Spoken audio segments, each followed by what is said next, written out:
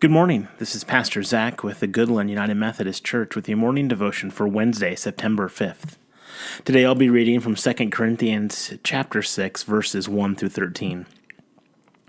Working together with him, then, we appeal to you, not to receive the grace of God in vain. For he says, In a favorable time I listened to you, and in a day of salvation I have helped you. Behold, now is the favorable time. Behold, now is the day of salvation. We put no obstacle in anyone's way, so that no fault may be found with our ministry.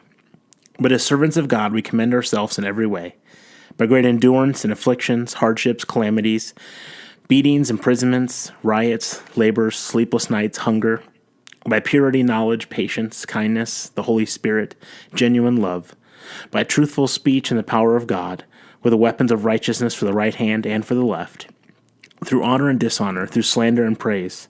We are treated as impostors and yet are true, as unknown and yet well known, as dying and behold we live, as punished and yet not killed, as sorrowful yet always rejoicing, as poor yet making many rich, as having nothing yet possessing everything.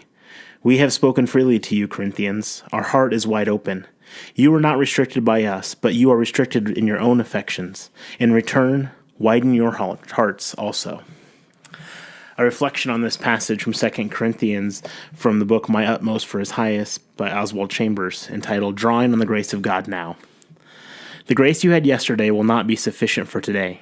Grace is the overflowing favor of God, and you can always count on it being available to draw upon as needed. In much patience and tribulations and needs and distress, that is where our patience is tested. Are you failing to rely on the grace of God there? Are you saying to yourself, "Oh well, I won't count this time"? It is not a question of praying and asking God to help you. It is taking the grace of God now. We tend to make prayer the preparation for our service, yet it is never that in the Bible. Prayer is the practice of drawing on the grace of God. Don't say, "I will endure this until I can get away and pray." Pray now. Draw on the grace of God in your moment of need. Prayer is the most normal and useful thing. It is not simply a reflex action of your devotion to God. We are very slow to learn and draw on God's grace through prayer.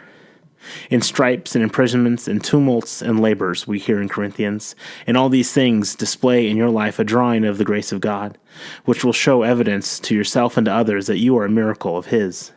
Draw on His grace now, not later. The primary word in the spiritual vocabulary is now.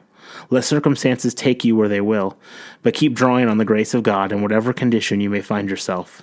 One of the greatest proofs that you are drawing on the grace of God is that you can be totally humiliated before others without displaying even the slightest trace of anything but His grace. Have nothing. Never hold anything in reserve. Pour yourself out, giving the best that you have, and always be poor. Never be diplomatic and careful with the treasure God gives you, and yet possessing all things. This is poverty triumphant. Have a blessed day.